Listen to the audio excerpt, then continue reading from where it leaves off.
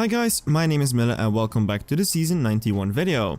In the next 8 to 10 minutes I will try to explain to you guys what the most important cars are and events for the coming 2 weeks. This will include all the info on the season car, the prestige car and the upcoming events. And also an update on the CSR 110 website. So take a drink, sit back and enjoy. But before I start I would like to apologize for not having done the Prestige Cup livestream last season or a Season Max Tune video. It was just too mad busy with all the Bugatti events and the update, but I doubt anyone has missed it, and I do hope that it will be back this season. But of course, before jumping in time, let's first look at today, where we claim the car for season 90. And I have to be honest, it's been such a busy season so far that I completely forgot about it, being the McLaren 720S Spider. My favorite version of the 720S model so far, but normally I'm not really a Spider kind of guy.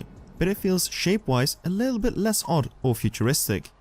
What I find the most astonishing feat of this car is that even though it has an additional set of mechanical instrumentation to put up and to retract the roof, it is only marginally heavier and still has the same top speed with the roof closed, of course.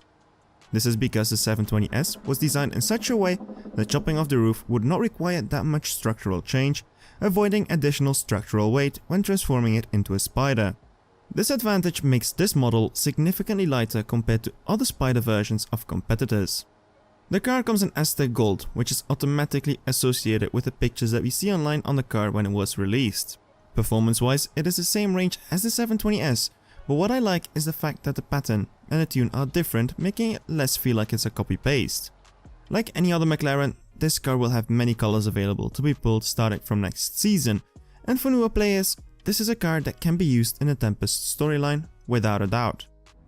The Season 91 season car is a Tier 4. For the first time we see a Lotus which is not in Tier 2, the Lotus Evora Gt 430.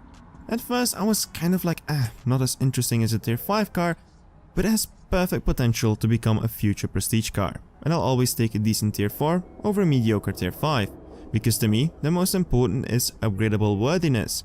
And also it kind of will become a dumpster for my leftover Lotus Fusion parts. Look-wise, I kind of like the car. The regular Evora I'm not really a massive fan of, but the more track spec version makes more sense to me, and in the right colors it will fully come to its right. What makes the GT430 so special is its suspension, which is based on the race-winning Evora GT4, which had an amazing run in Goodwood when it was still in its concept phase.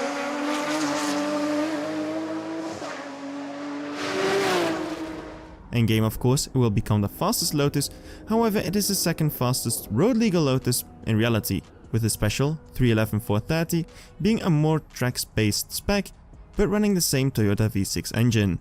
For the top 10 they will earn the grey version, and us milestone hunters will get this red version if we reach the 20 mil with our cruise. Performance wise, as expected, a rather high-end Tier 4 with a dyno clocking at 10.574. If it's a car to run Tempest 3 with, I don't know yet. I can reach the full speed, but the 0 to 100 might be quite challenging. The Prestige car is another Tier 4 car, and one that most of us probably already have, as it was a season price car not even 5 months ago in Season 79. As it is a new manufacturer, getting fusion parts for the Cadillac Ctsv might be the hardest challenge, but as it is a Tier 4 car, unlike Tier 5, there are less fusion slots, so I think it should be doable if you can complete the supply cups throughout the season, and if a Magic Showdown does pop up, rewarding some nice extra rewards. For now I'm not too worried, I think I'll be alright. The Ctsv is an odd car in my opinion. It is like an American muscle car but with lots of focus towards luxury, which sometimes can be contradicting, because when you see it you wouldn't think it has 640 brake horsepower, right? And what if I told you that it actually borrows the engine of a Z06? Well, that's a shocker. Performance wise in game it is a bit underperforming, however. Ranked as the 25th fastest car in Tier 4, it is a lot slower compared to the BMW M5 competition, despite having more horsepower, being lighter and having more torque.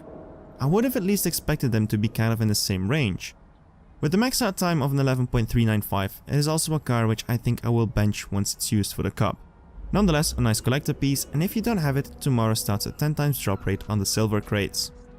Onto the events, and with the last couple ones coming so close after one another, it's getting quite hard. First, the most obvious one, the next part of the Bugatti 110 series, launching tomorrow with the Voiture Noire Flash event. This is the second fastest car in the entire Celebration series, but it will also be one of the two costing some money, as it will be a hard paid event. I will not go much more in depth on this one today. Tomorrow evening I'll try to push out a video specifically for it. But what I can say for now is that I'm not too excited with the final reward only being 5 gold keys.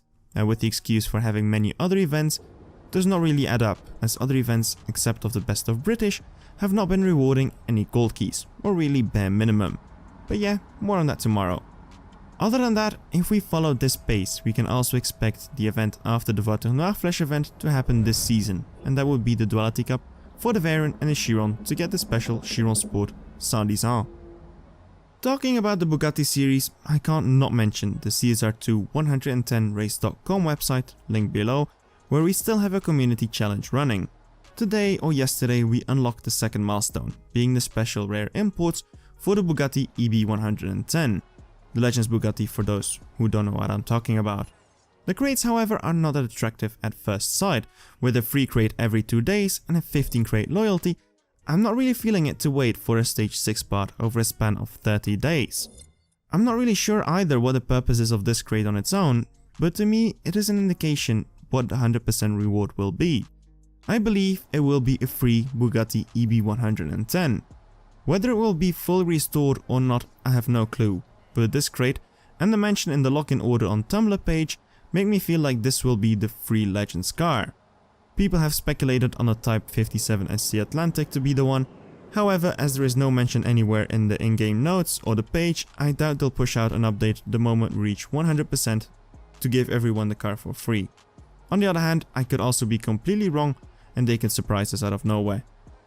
This season I think I can call it the holiday season, and the reason for that is that my water tells me that next week Friday the 12 Days of Donna event will launch. A 12-day, as the name says, long advent calendar event, where daily a handful of races will unlock for you to participate in. According to the blog post, it will carry 3 lock-ins, spreading over 3 tiers. For tier 2 we have the Subaru WRX STE, in tier 3 we have the Mustang GT Premium, and in tier 4 the 2015 Nissan GTR R35. All in all, easy to get cars, and they should also be pretty easy to upgrade. The prize then is a tier 5 car, which will be the best holiday prize car we've had so far, the Audi R8 V10 Decennial, a special version as a 10-year celebration of the Audi R8 being powered by a V10 engine.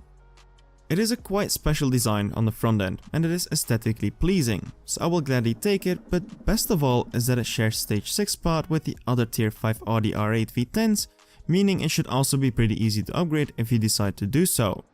How the event will go down in detail I have no idea yet, but I sense it will be like last year, where you will get this prize car. Like last year was the i8, for this year it will be the R8, you will get it on the 25th of December. And then by New Year you will get some keys or anything else if you're able to finish the entire cup. There is no clarification yet if you will have to use the R8 as a 4th lock-in like we had last year where the i8 was mandatory. Now the final one I'm not really sure of, that we will actually see it, the next step of the Best of British. We have been seeing one now for the past 3 seasons, so it could definitely be possible that number 4 would be coming soon, and if it does come, it will be for the Ultima RS and it will start next week. Again, a new manufacturer, and again I beg to lower the difficulty just a tad. However, I feel like from the player base that I follow, based on my comments, based on my messages, based on my viewers, that the Bugatti seems to be the main focus now, with less interest of the Best of British. So it could be that it will be delayed, and I hope it will, because I can feel my currency resources slowly but steadily draining. Please Natural Motion, let me breathe. I would really prefer to see things have like an extra week in between. Just that one extra week could be a massive change. Anyways, I think I got it all covered for now.